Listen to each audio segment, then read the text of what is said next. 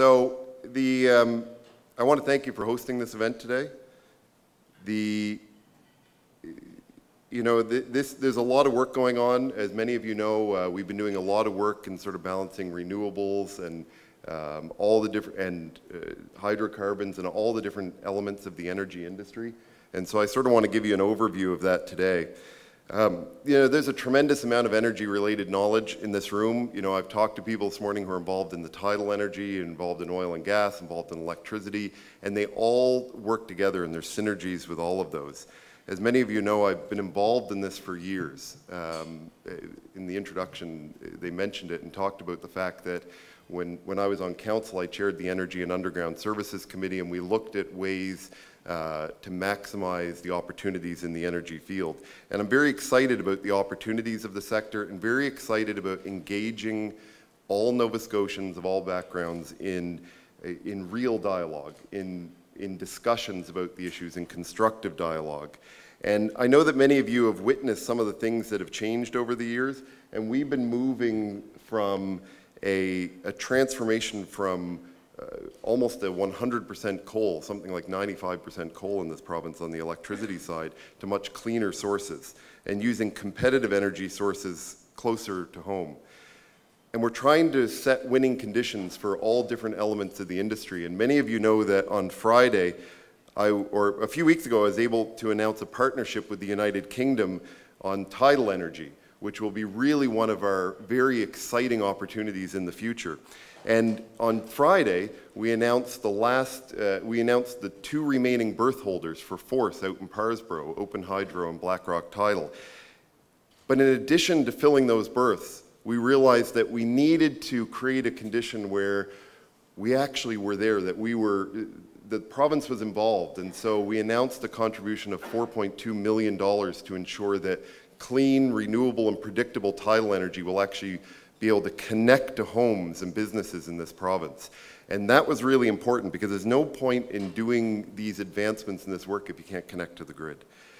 So, and then this fall we will welcome the world leaders in offshore renewable energy when we host the International Conference on Ocean Energy in November. It'll be the first time that conference is ever held outside of Europe.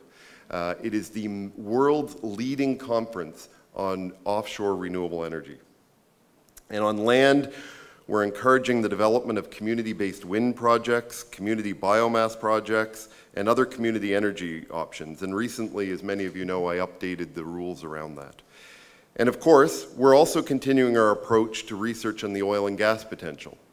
Because the reality is that as we move away from fossil fuels in terms of electricity generation and so forth, we are still decades, at least decades, off before you have a world where you don't have fossil fuels.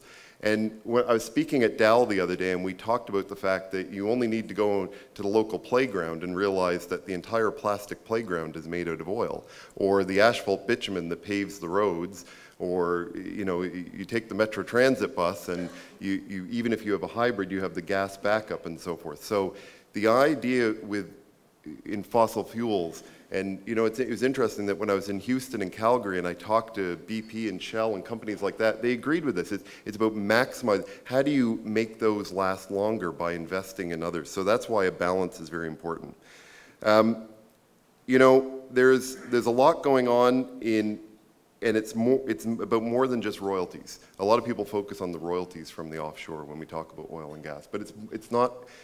That's important, right? If you talk to Diana Whalen, that's probably the only thing she cares about. How much money are you going to get me from the... But it's not about that. It's about the opportunities. It's about the fact that we have the opportunity for an ocean technology sector here that rivals the world. And the same ships that are used in the oil and gas industry are the same ships that are used in the tidal industry, are the same ships that are used in offshore wind. It's the same technology, it's the same expertise, and so you build an environment of expertise. Now, oil and gas on a pure money basis is absolutely the single biggest opportunity in the future economic growth of our province at the moment. And we're proceeding with cautious optimism, but there exists lots of potential, such as fertilizer production, LNG, research and development. And as many of you know, I've been putting considerable effort in, along with many of our staff, to talk to companies and see what are the benefits, what are the opportunities for this province. And I just want to show you, many of you saw the title video the other day, so I'm not going to show you the title video. If you haven't seen it, you can go online. So instead of showing you two videos, I am going to show you one that we've put together for the offshore oil and gas shows, which will give my voice a break for a second.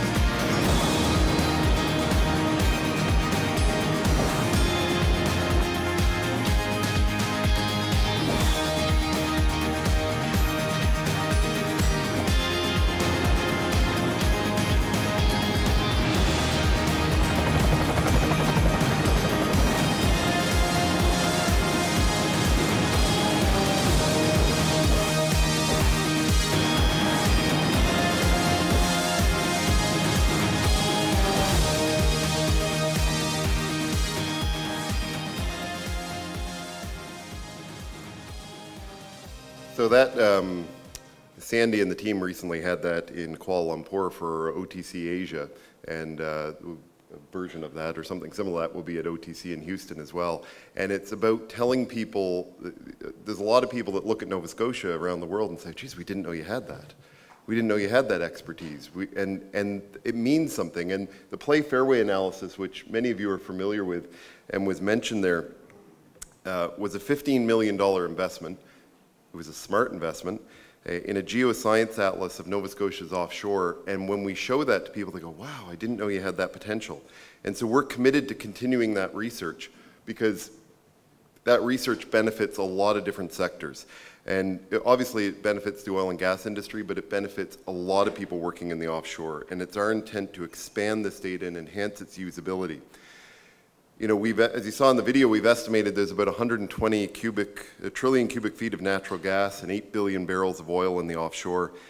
But our understanding of the geology is part of what makes it possible to find the resources, because for those of you who are in the oil and gas business, you know that just because the oil is there doesn't mean it's recoverable.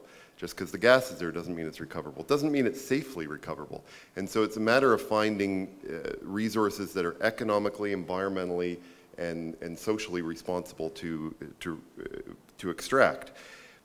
But so the science works, and it makes sense to do this all based on science, and it's paid off. Shell, as you know, has committed $1 billion in exploration over the next 6 years. They completed their seismic work last year, and they're now preparing to drill probably around 7 wells next year in the offshore. And BP has invested $1 billion in exploration in a 2-year seismic acquisition program that will start this month, actually. And these represent the largest bids in Atlantic Canadian history. And that's significant, because that's the kind of interest that's being shown. And when you go down and meet with many of these companies, they're now talking about the Laurentian Subbasin and some of these other opportunities that are there. You know, and both of these companies have talked about the importance of the play fairway analysis in their decision making. And so as we look forward to the new call for bids, which will be coming up shortly, you can see we're trying to match our research with the work that's already being done. And you can see where BP and Shell is. You can see what's coming out in 2014 and 2015. And this is the kind of stuff that we're trying to match our work with where the industry is going to be, so they can look at the data, they can know what the data is going to be, They can make their own decisions based on what's available and what's there. And so we are committed, in the throne speech, we committed to continuing the investment in the research, and we will do that. We will continue to ensure that the science is there, that the information is available, and that it's readily available to all those who are interested in bidding. And when we look around the world, there are more than just the usual players now involved in this sort of thing. And quite frankly, I mean, things change on a daily basis in this industry, because if you had thought a month ago that Russia was going to annex Crimea, you know, you would have been crazy. But now they have, and that's actually changed the energy marketplace in Nova Scotia all of a sudden, because projects like the LNG terminal, all that, suddenly have different economics around them because people are looking at the security situation. You know, we have invested another $1 million in brand new geoscience work for the Laurentian Subbasin, which was the one shown up there in 2014. And we've contracted BSEP Fran Lab for this research. And they're the same people who did the original play fairway analysis. And again, we'll provide this data free of charge. This isn't, you know, whoever wants to see it, they can see it. And you saw Kim Doan there looking at our play fairway analysis book in the video, and it really is that big. And if you want to, we can give it to you on CD. It's a lot easier to carry, but you can come and look at it. It's amazing to go through it and actually look at it in the office. And we're already seeing excitement on this sort of stuff. When we talk to people, like, you know, I'm really interested in that. And people are talking about partnerships that they could put together. When we were down in Houston, people were saying, well, you know, maybe this partnership would work or that partnership would work. So much like the title industry, where we saw a whole bunch of companies coming together, we're seeing the same sort of thing. In the near future, we hope to put together a multi-year program of government-funded geoscience and marketing to put in place. And some of that has begun. I mean, you see the videos, you see what we're doing. Now, the offshore is a long play. They find oil next year, it will not be in production in 2016. And I can't tell you how many people ask me that. You got to build the rigs, you got to figure out the environmental side, you got to make sure that you have all the safety measures in place. There's a lot more involved in that. So this is a long-term game. This isn't.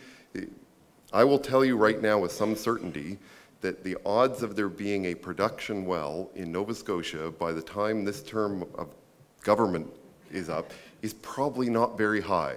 But we need to understand that we're investing in the future.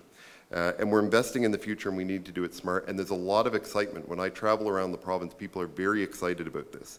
And this is a very high priority for our government, and I intend, with the support of the government and the staff in energy, to continue to build on this interest that we've seen. Never know which button's going to do what.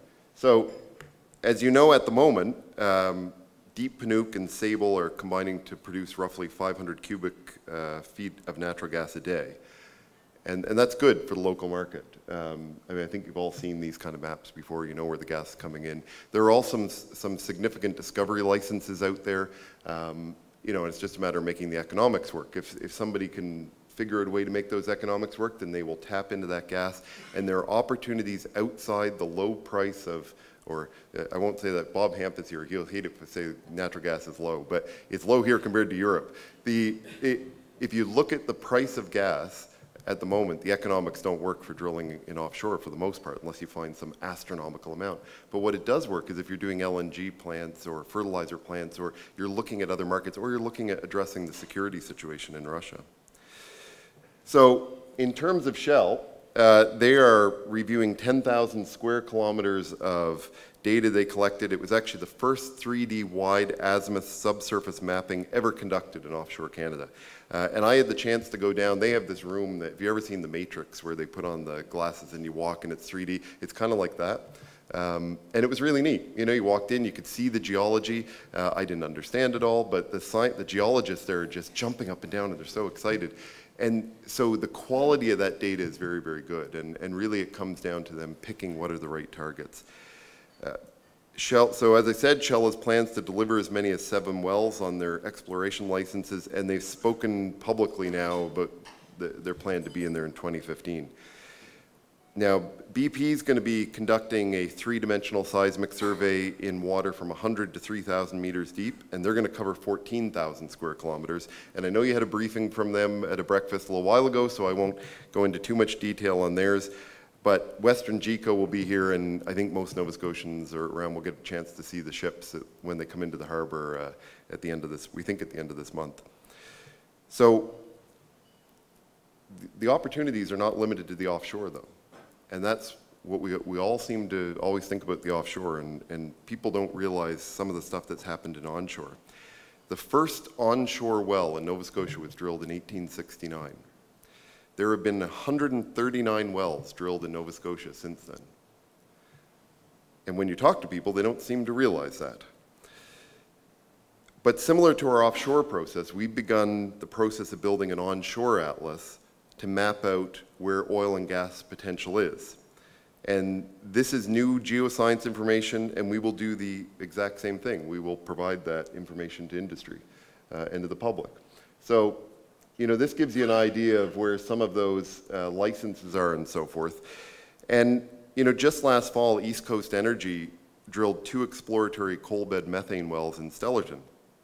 And what was interesting about that is it happened in the same week that all the protests were happening in New Brunswick on fracking and so forth. And of course, this wasn't involving fracking. And I was down in Stellarton, and the response from the community was overwhelmingly positive about this project. They were excited about it, they were interested about it, and a lot of that has to do with how that company was engaging the community and making sure that everybody knew what was going on. The neighbors had the tests of their wells in their hands in advance, all of that sort of thing, so people felt involved. You know, they were focused on safety and environmental measures, and now they're looking at what the results are to determine the potential.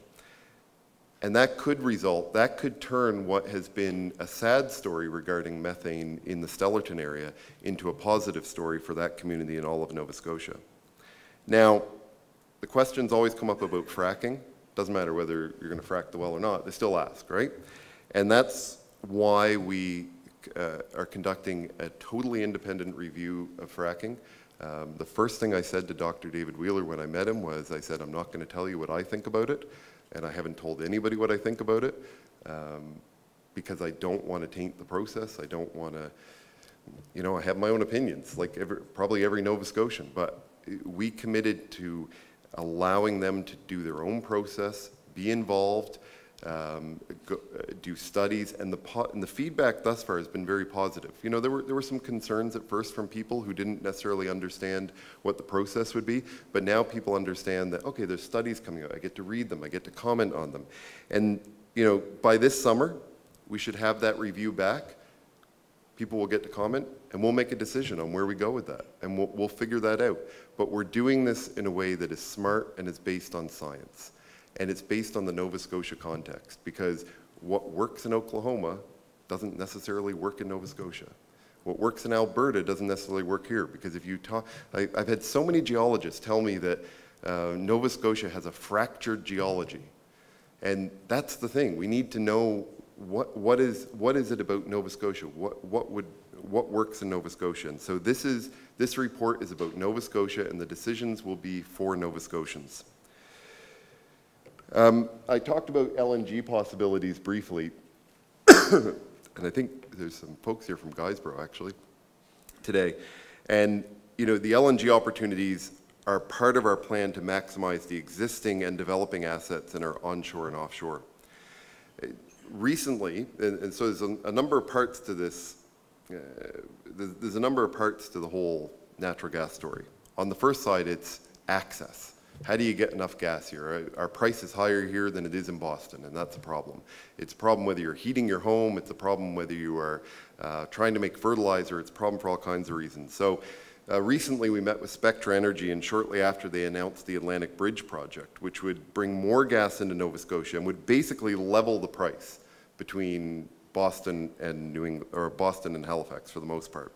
And this, combined with the recently approved Alton gas storage project, would put us economically on a more level playing field and would open the doors to other things like petrochemical industries and so forth. So then we take our existing infrastructure in the Maritimes and Northeast pipeline from Goldboro. which would allow us to market our gas, when it's economic, and go back the other way and market it into New England, or bring Western Canadian gas or US gas into our market. And it puts us in the middle of a loop that flows both ways. And so that expansion by Spectra, if they're able to fill that open season, would allow options in both directions. Our natural gas projects in the offshore especially are really being driven, and the LNG projects are actually being driven by needs in Asia and Europe for the most part. There is a glut of gas in the Marcellus Shale, and I think we all understand that. But the question becomes, how do you serve countries like England and Germany and Korea and so forth? And so some of you know that Pieridae Energy plans to develop and operate an LNG plant in Goldboro, which includes a tanker terminal and marine facilities, and they recently received their environmental assessment. It's 5 million metric tons to start, but the approval is for 10. It's scalable. Apparently they can stack these things, so it's almost infinitely scalable at a certain point. And those are the kind of projects that can make a lot of sense. And they're working on the economics at the moment. As well, H Energy from India has plans to build an LNG plant and export terminal not far from there. They're not quite as far along, but over at Melford Point. And across the Strait of Canso, there's an existing oil transshipment facility. I think many of you would be aware of New Star's oil terminal, which can move 1.7 million barrels of oil a day. And their markets change too. Things have changed. So they're looking at what the opportunities are, and they've been looking at bringing in Western Canadian crude by rail or an expansion of pipelines or whatever the case may be to take advantage of bringing it to Tidewater. So the other side of the energy is renewable energy. And these are exciting times to be involved in the renewable energy business. We are transforming how we generate electricity in this province. And some of that's because we have to. I said at Dal the other day, somebody said to me, they said, well, geez, isn't it great that there's governments that sit around and create renewable targets? And I said, you know what? It's great to give me credit or the NDP or the Tories credit, whichever you want for creating renewable targets. The reality is it isn't as altruistic as you think it is. There are world treaties, there are world realities that mean that the coal price is going through the roof. There is stability in renewable targets. There are greenhouse gas emission targets by federal governments. Those all have to be addressed. And it doesn't matter who it is, somebody was going to have to address that issue of needing price stability and diversity. We had something like 95% of our energy just a few years ago was by coal. Well, it doesn't matter what you do. If many of you own businesses, and if all of your revenue comes from one product, or all your expenses come from one product, you get hit really bad. So you need to diversify, and it's about creating a portfolio. So, we have a target. Most of you will know this target. It's 25% of electricity from renewable sources by 2015. We will meet or beat that target, right, Bob? And 40% by 2020. And the federal government has legal requirements that drive this too. They announced regulations on coal burning electricity that have significant implications. And so under the equivalency agreement that was signed by the previous government, we're able to actually manage that in a way that is much more cost effective for Nova Scotians. And by doing that, we will save over $1 billion a year to ratepayers. And so that's significant. So we are doing this in a Nova Scotia way. Well, listen, I was in opposition at the time, and it was something I said was a good idea that the government did. I said, listen, that makes a lot of sense. You are creating a new way to do it, so you phase out the coal plants on a more orderly fashion other than just walking in and throwing out the keys. We've gone from 90% in 2007 coal to something like 57% in 2012. And now most of those renewables actually come from our backyard, wind, tides to a small extent, some hydro. There's a lot of wind. Not only in the legislature. And in the next few years, we'll be connected to the Newfoundland and Labrador's hydroelectricity project. And I think, I got asked this morning on the radio about, well, are you happy with the Maritime Link project? And listen, it's no secret that I had concerns with the original arrangement that was there, but I think all of the concerns that I had, we managed to deal with, and we managed to get changes to the agreement. I will tell you, though, when I go to Newfoundland sometimes now, I am not a well-liked person on the open line shows. So part of me thinks that means we probably got a pretty good deal for Nova Scotia. But that's, so 35 years, we have a guarantee on how the price is managed on the surplus energy now. It means that it's predictable, but we also don't have to buy it if there's another cheaper option. I met with, the Premier and I met with Siemens the other day about the tidal stuff, and their projection is that by 2030, they can actually bring tidal energy down to a competitive price to most of the other energy sources we have today. And they showed how they're able to do that. That's what is 20, it's almost 2050, that's 15 years from now. That's not bad, that they could bring that price down. They also figure there will be 5,000 direct jobs associated with it in this province by that point. I mean, that's huge. We are, and then there's the COMFIT program, and we're committed to continuing that. One of the challenges we had with it, and you'll know that I made some changes to the COMFIT program recently, and one of the challenges was there's a lot of approved projects, and not very many of them have been built yet. And so we needed to step back and say, okay, let's figure out which of these are actually going to happen, because it's hard. Listen, it's tough to raise financing. They need the approval, then they go for the financing, then they need the approval from the municipalities. So we're working with them to try and see what happens, and then we'll adjust that program as we go. The other thing we needed to do is we introduced legislation that allows competition in the renewable energy market and to sell directly to customers. And we needed to know there are certain elements that may have been in the COMFIT program before that may be able to use that option. The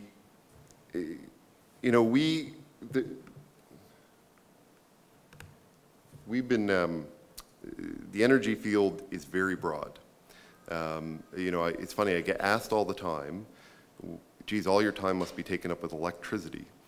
And you can probably understand why that is, because people call me all the time and write me all the time for all the things that you read in the newspaper. But that isn't our sole focus. And I hope that over what I've said today, and I know we've had sort of a bit of a different morning than we planned, but I hope that you can see, like, we're focused on a lot of different things. So we have the renewable energy side that we are trying to push very, very hard. We're trying to deal with with rates. I mean, Nova Scotia Power is a private company, so we don't walk into the legislature and set the rates for Nova Scotia Power. But what we do is try and create the conditions and the opportunities that don't put pressure on rates unnecessarily, or that we can mitigate rates, or that we can find ways to ensure that we become competitive against other jurisdictions. On the oil and gas side, we have a group that is working very hard, and I mean, Sandy and Kim and those guys, they have more air miles in the run of a year because they are running around the world telling people about this province and the opportunities that exist here. And they're working very, very hard on that and making sure that people know that there are opportunities here and how to take advantage of them. And then we have a sustainable transportation side as well. And my role in all this, and what I've been trying to do when I go on some of these, is to sit there and go, okay, you're coming in, let's talk about how we can maximize the benefits for Nova Scotia companies. How do we make sure that they know you're there and what the opportunities are? How do we make sure that if you're going to spend $1 billion on an offshore program, that we know we're not getting the whole $1 billion, and anybody that tells you that is just out to lunch, but that we're going to work and make sure that we get as much as we possibly can, and that we plan for success, because that's the other thing we're trying to do.